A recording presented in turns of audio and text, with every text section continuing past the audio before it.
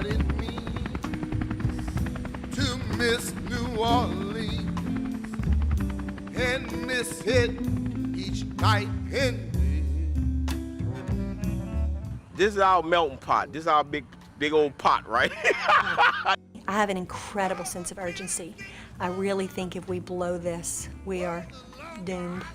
So we've got lawyers in this building who stand up and will get so impassioned during an argument that they will literally start to cry. They know that I'm crazy, they know that I'm struggling, they know how difficult it is for me, but I'm their crazy bishop. And I said, okay, guys, I'm a big old bull dyke. Well, a couple of them's eyes got about this big. We're not the police who arrest them and lock them in jail. We're not the prosecutor who's trying to send them away to prison. We're not the judge who's yelling at them and sentencing them. That probably helps me a little bit insofar as I might go a little less insane because I'm just used to it being this crazy. Said a Creole, that's gonna fill the air. Katrina washed away my life view. I've suffered terribly with post-traumatic stress disorder. The Episcopal Church was able to hook me up with a psychologist in New York because there's no mental health capacity left in this city that's still not here. I think it's deep in all of us.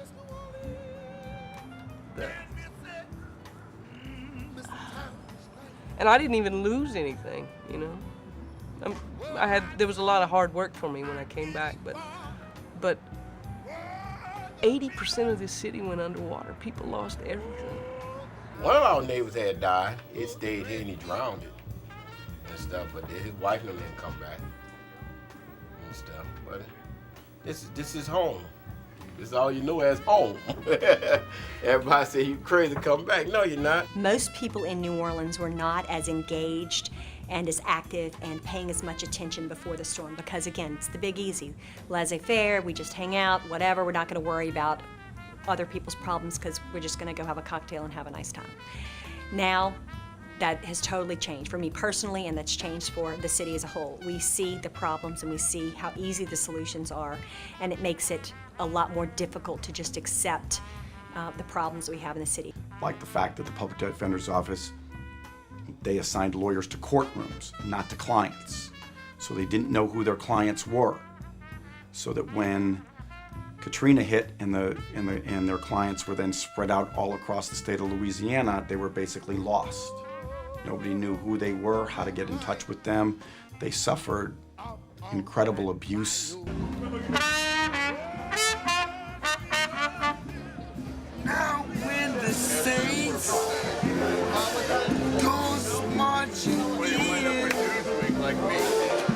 But New Orleans corrupted the evangelicals. You know, they're so righteous. They got down here and started drinking and messing around with one another. So they've had to go back to Kentucky. I love this city. It is the most beautiful, most wonderful place to live, I think, in the United States. And you can live a pretty good life with a reasonably low cost of living. This is home. Louisiana ain't nothing like Louisiana. Ain't nothing like this. You understand? It might get hot and everything, and a lot of politics, but this is home.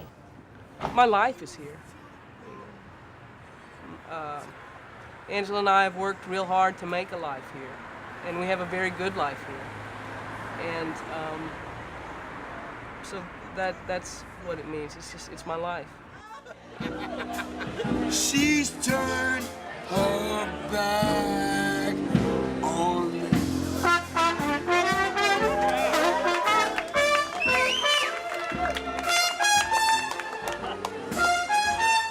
Indeed, corruption is very much a part of our political and religious reality.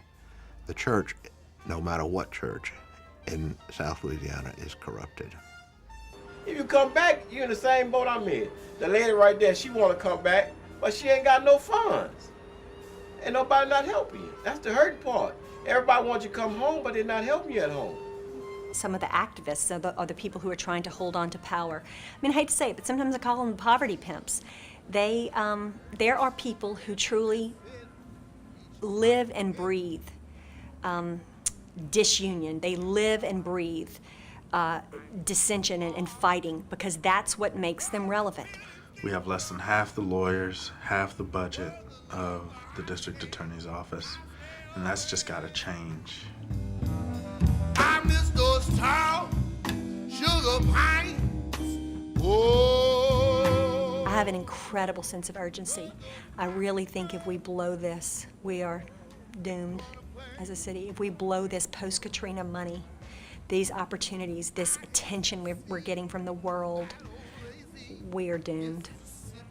And that's hard to feel that, and to feel like you've got some control, because I feel like I've got some control over the future of New Orleans, which is why every step is so important, and I have to do it right, and I have to do it now. I gotta make sure my family have. If I gotta get out there and cut grass, if I gotta go shove elephant shit, I gotta do it. Bottom line, I gotta do something to make sure my family can eat. You understand? I just can't sit around and say, man, nobody not helping me. You gotta get out there and get it. Nobody not gonna help you. You understand? I would like to continue trying to work on justice issues here, because I think that a grave injustice has been heaped upon this poor city and upon the poorest residents of this city. I would like to get to a point with the criminal court judges to sort of, if not that they like us, sort of, if we could just get to a grudging mutual respect point where they understand we have a job to do, we're part of the system. You know, I gave him an application, he just kind of sat there. And I'm thinking, here you go, you know. Well, he looked at me and said, I can't read, so I need help. And so I sat there and we went through the application, and he couldn't believe the fact that, it was like, you were still considering me to come. This is what we're here for.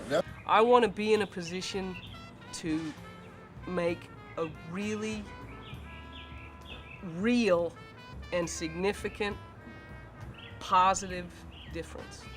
And I think that I can do that taking the path that I'm taking.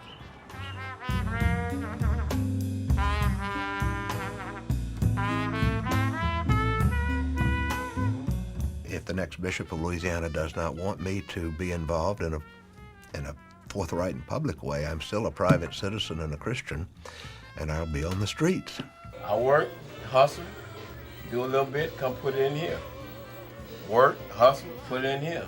By December, I should be finished. Everything go right. And frankly, the people that are so vocal in opposition to me have made me stand up a little straighter and become a little more obstinate and feel like, well, there must be something I'm doing right if they're that aggressive to try to get rid of me. So maybe I should stay in office a little longer. My goal is to become a good police officer. And I think that I have the tools, but I don't quite know what that's gonna entail. And so we can play a critical role in, again, diverting off the people who don't need jail but need other things, mental health treatment, substance abuse treatment, so that we can all focus on the relatively small number of just bad people.